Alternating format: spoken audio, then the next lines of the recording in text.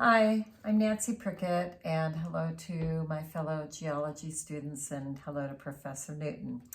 I did my final project on the dirt and sandstone soils of Utah, particularly in a specific region around Arches National Park and the San Rafael Swell. And these are two incredible geological areas in Utah that are formed from sandstone that's been deposited and eroded in fantastic shapes over time. And I really didn't know what I was going to do for my final project, but I did a 2-week camping trip to Utah in April. And I'd been there before and I remembered how fantastic it was, but driving through, I was just struck by the different colors of the soils and all the formations. And I thought, this is going to be my project. So I started pulling over to the side of the road and jumping out and collecting beautiful colors of dirt and sand when we were driving along, not in the park, but outside of the park.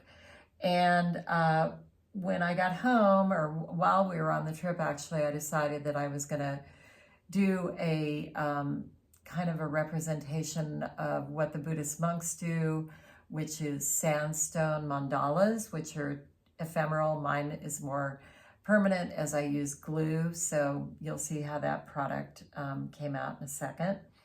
But the two areas that I kind of gathered the samples around were the San Rafael Swell, which is in southern Utah, and it's a spectacular wild landscape.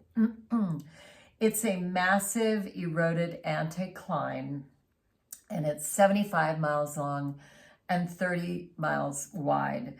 Early river explorer John Wesley Powell described the region as, quote, a land of desolation dedicated forever to the geologist and artist, where civilization can find no resting place. And when I read that part about the dedicated to the geologist and artist, I thought, well, that's appropriate. And this is one of the formations that really struck me in the San Rafael Swell. And it's what I modeled my little sand mandala off of. You'll see that in a second, but it's really amazing with all the layering of deposition. You can really see the geologic record showing. And then the other place, of course, is Arches, which is a national park, an absolute gem of the national park system. It has over 2,000 natural arch formations, and they were formed by sedimentary, erosive, expansive, and contractive processes taking place over millennium. So this is a picture of me standing in front of a double arch within the park. Just extraordinary, amazing park.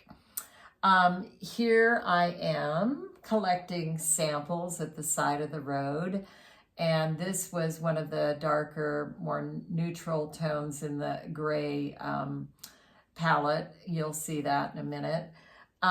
When I got home, these are what the sands that I had collected looked like, and just a really fantastic array of colors. I ended up straining them so I could get the finer material and the more rough material separate, because I ended up using the finer material in my sand mandala. And you'll see here that here are the finer materials on the inside, and then on the outside, corresponding materials that were much, much less fine, rougher. And then I drew out kind of my representation of my mountain and then filled in with the different sands.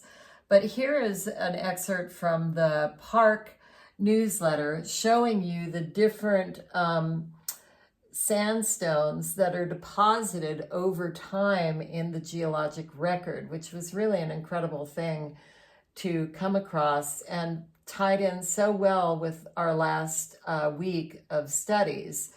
And when I laid out the mandala, I tried to kind of correspond like Wingate sandstone at the bottom is right here. That would be the oldest deposition, and then the Cayenta going up and into the different layers. It's not true to the geologic record, but just kind of an artist's interpretation.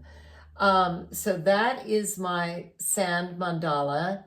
And here it is without the different geologic record information around it. Oops, I'm sorry.